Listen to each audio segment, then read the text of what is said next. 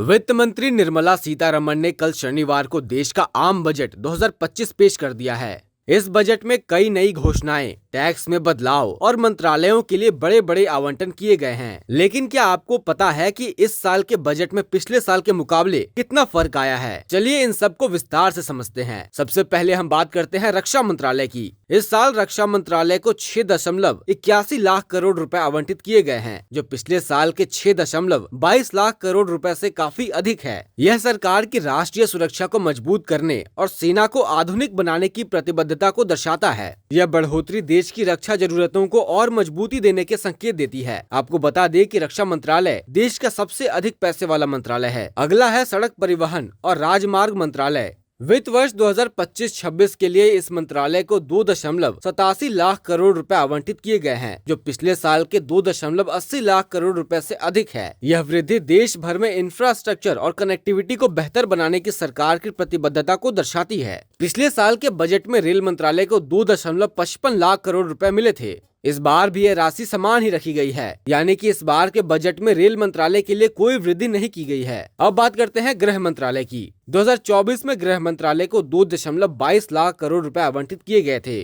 2025 में यह बढ़कर 2.33 लाख करोड़ रुपए हो गए हैं, जो आंतरिक सुरक्षा को और मजबूती देगा। उपभोक्ता मामले, खाद्य और सार्वजनिक वितरण मंत्रालय। पिछले साल इस मंत्रालय को 2.22 लाख करोड़ रुपए मिले थे, जो इस बार बढ़कर 2.16 लाख करोड़ रुपए हो गया है। यह खाद्य सुरक्षा और सार्वजनिक वितरण व्यवस्था को और सुदृढ़ करेगा। अब बात करते हैं ग्रामीण विकास मंत्रालय की। तो 2024 में ग्रामीण विकास मंत्रालय को 1.80 लाख करोड़ रुपए आवंटित किए गए थे, जबकि 2025 में इसे बढ़ाकर 1.90 लाख करोड़ रुपए कर दिया गया है। यह ग्रामीण क्षेत्रों में विकास को बढ़ावा देगा। अब बात करते हैं रसायन और उर्वरक मंत्रालय की। तो 2024 में इस मंत्रालय को 1.68 लाख करोड़ रुपए आवंटित किए गए थे। 2025 में इसे घटाकर 1.62 लाख करोड़ रुपए कर दिया गया है।